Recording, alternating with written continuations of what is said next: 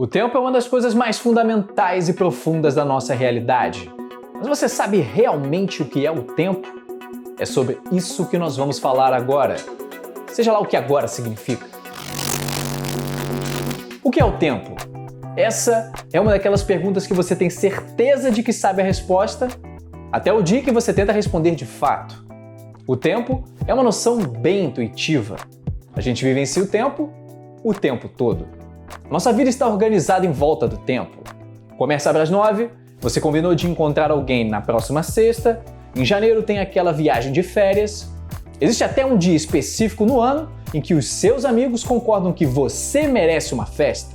Até aquilo que nós somos está intimamente relacionado com o tempo. Dentro das nossas mentes, uma narrativa interna ordena as nossas lembranças e constrói a nossa história. E isso só faz sentido com o tempo. Nossa história ajuda a moldar as nossas personalidades e também contribui para decidirmos o que fazer agora e o que esperar a respeito do futuro. A vida de todos nós parece fluir do passado em direção ao futuro, marcando claramente a passagem do tempo.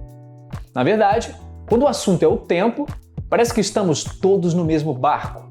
O tempo flui igualmente para todos nós, no mesmo ritmo, e não há nada que possamos fazer para mudar isso. Tudo que eu acabei de falar representa a ideia de tempo mais comum para a maioria das pessoas, inclusive para Isaac Newton.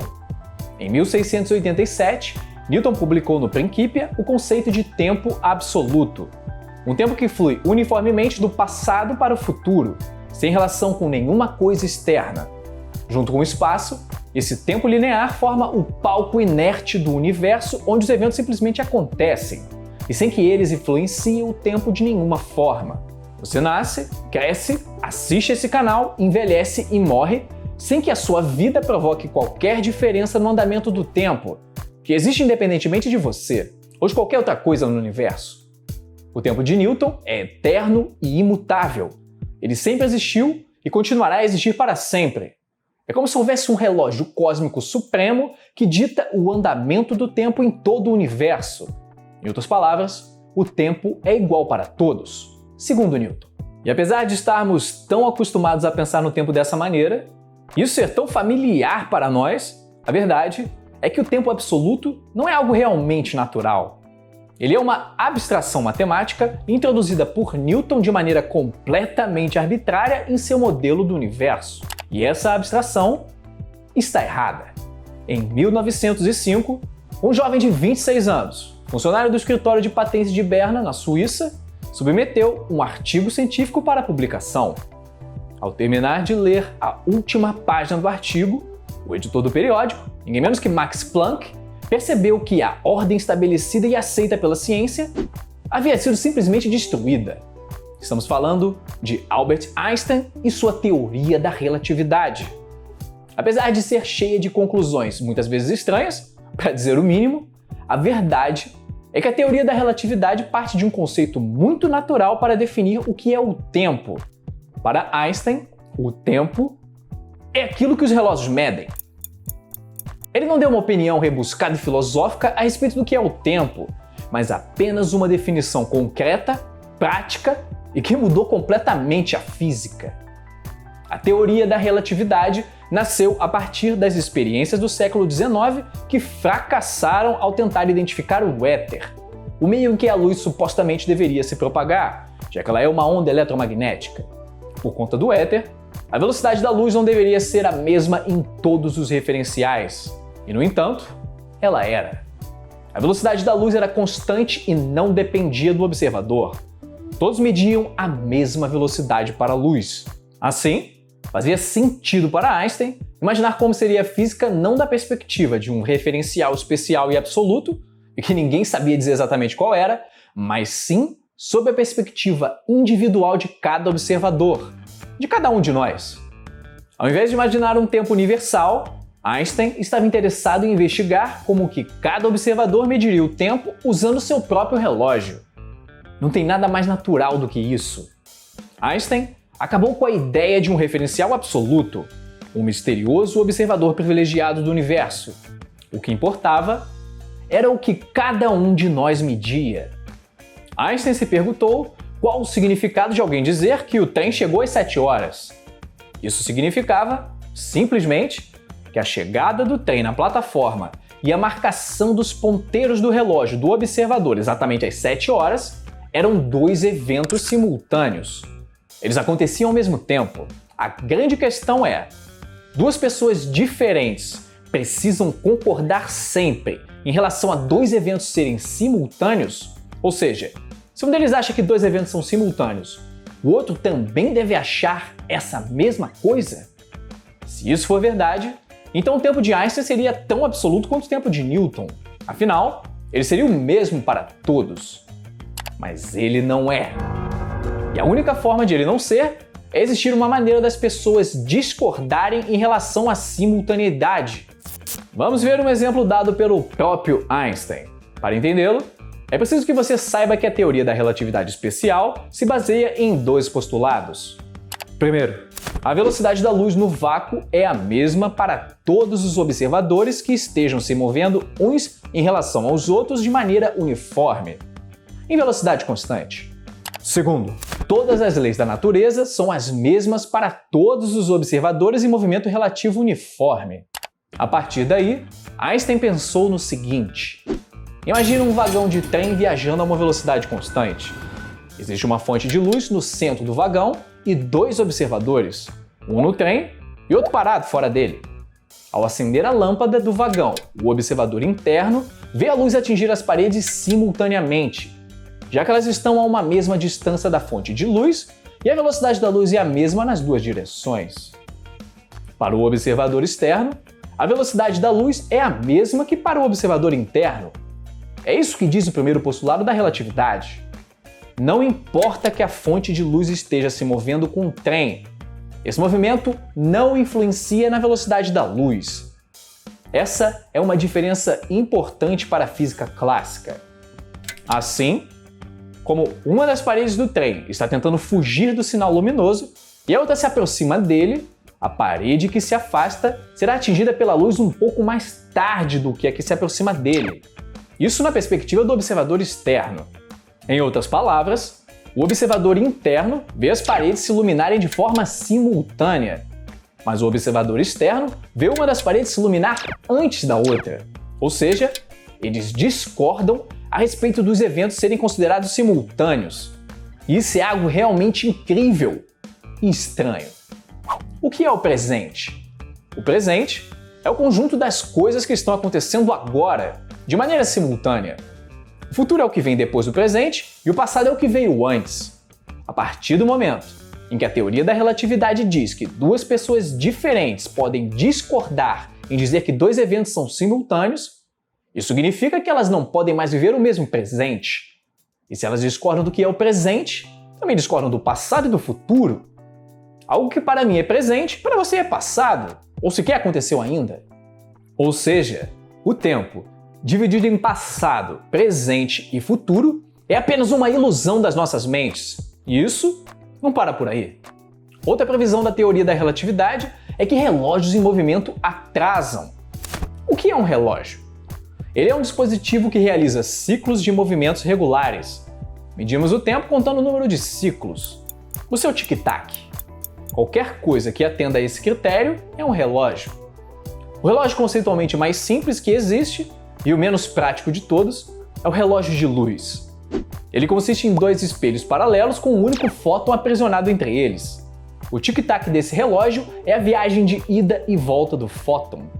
Vamos supor que em nosso relógio de luz, 1 bilhão de tic-tacs correspondam a um segundo. Assim, 60 bilhões de tic-tacs representam um minuto. O que acontece quando deslocamos o nosso relógio de luz a uma velocidade constante? Da perspectiva de um observador parado, que vê o relógio se movimentar, o fóton não está mais realizando um movimento apenas na vertical. Ele faz um movimento na diagonal enquanto sobe e desce. Esse caminho é mais longo que o caminho que o fóton faria caso o relógio estivesse parado. Como a velocidade da luz é a mesma para todos os observadores, isso significa que o fóton irá demorar mais para fazer esse caminho mais longo, segundo a nossa perspectiva. Ou seja, o seu tic-tac demora mais do que o relógio que ficou parado. Em outras palavras, o tempo caminha mais devagar em relógios em movimento. Isso é verdade não só para o relógio de luz, como para todo e qualquer tipo de relógio. É a famosa dilatação temporal. Observadores em movimento experimentam uma redução na marcha do tempo. O tempo deles anda mais devagar. Agora, tem um detalhe. Essas diferenças só são realmente notadas em velocidades muito altas, que se comparem à velocidade da luz. Por isso, no dia a dia, não notamos realmente diferença no ritmo dos relógios em movimento, pois as velocidades que experimentamos normalmente são desprezíveis se comparadas à velocidade da luz. No entanto, alguns experimentos foram realizados e comprovaram que a dilatação do tempo é real. Relógios atômicos foram colocados num avião dando a volta na Terra e depois foram comparados com relógios estacionários. Os relógios que voaram registraram um atraso no tempo, e esse atraso estava de acordo com a previsão da teoria da relatividade. A dilatação temporal também dá origem ao famoso paradoxo dos gêmeos. Porque pensa bem, nós temos um relógio dentro de nós, ditado pelas nossas funções biológicas, como o nosso ritmo cardíaco e o nosso processo de envelhecimento. Como qualquer relógio, ele se submete à relatividade. Assim, se um irmão gêmeo sai em uma espaçonave que viaja a uma velocidade altíssima e depois retorna à Terra, terá envelhecido menos do que o seu irmão que permaneceu aqui. Será que esse é o segredo para a vida eterna? Ainda faremos um vídeo sobre isso. Essas coisas já são bem interessantes, mas não param por aí. Einstein não parou por aí. Em 1915, 10 anos após a sua teoria da relatividade especial, ele publicou a teoria da relatividade geral, que resolveu um segundo problema na teoria de Newton e embaralhou de vez a nossa intuição. A gravidade de Newton tinha um problema. Suas equações implicavam numa estranha ação à distância instantânea. Segundo Newton, se o Sol explodisse, sentiríamos a influência gravitacional instantaneamente. Só que o Sol continuaria a brilhar no céu por mais 8 minutos, que é o tempo que a luz leva para chegar até nós. Isso contraria a teoria da relatividade, pois nada pode viajar mais rápido do que a luz, nem a informação de que o Sol explodiu. Einstein resolveu esse problema redefinindo mais uma vez a nossa noção de realidade. O espaço e o tempo já não seriam mais entidades separadas, mas sim uma única entidade entrelaçada chamada de espaço-tempo. E esse espaço-tempo já não seria mais um palco inerte para os acontecimentos do universo. Ele passaria a influenciar os eventos e a ser influenciado por eles. A gravidade de Einstein deixa de ser uma força e passa a ser apenas uma curvatura desse espaço-tempo provocada pela presença de matéria e energia. A matéria diz como o espaço-tempo deve se curvar, e o espaço-tempo diz como a matéria deve se mover. Ou seja, além de não podermos mais ver espaço e tempo como coisas separadas, ainda temos de lidar com a ideia de que esse espaço-tempo pode ser curvo. Em outras palavras, o tempo possui uma forma, e essa forma varia. Por exemplo, a Terra é capaz de curvar o tempo. A matéria curva o espaço-tempo e provoca o efeito que chamamos de gravidade. Quanto maior a gravidade, portanto, quanto maior a curvatura do espaço-tempo, mais lenta é a passagem do tempo. Assim, um relógio ao nível do mar anda mais devagar do que um relógio no alto de uma montanha. Agora, se o tempo pode se curvar, ele não poderia se reencontrar num ponto do passado? Seria possível explorar a curvatura do espaço-tempo para voltar no tempo? Certa vez, o físico Stephen Hawking resolveu dar uma festa. Só que ninguém apareceu. Era uma festa para os viajantes do tempo. O convite da festa só foi enviado 4 anos depois dela acontecer. Como ninguém foi, seguimos sem ter certeza de que viagens no tempo são possíveis ou não.